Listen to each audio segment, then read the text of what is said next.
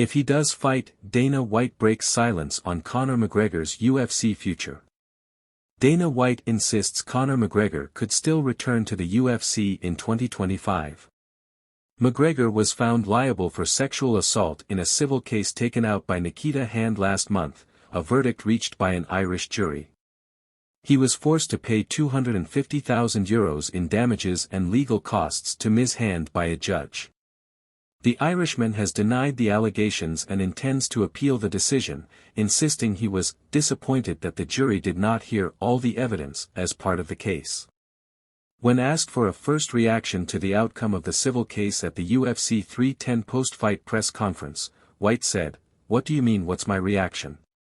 If I had a comment I would have put it out already.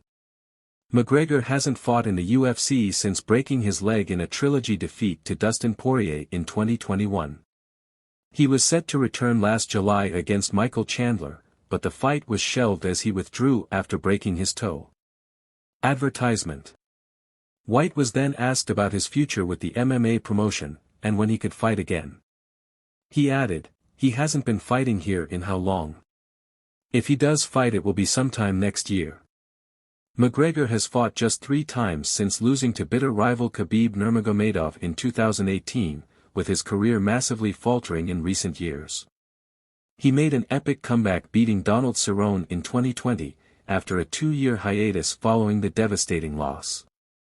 But back-to-back defeats against Poirier have seen him drop out of title contention, and he faces an uncertain future.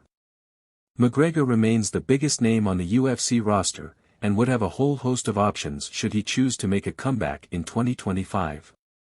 The Irishman has hinted at several return dates, including a suggestion he would fight Dan Hooker in February.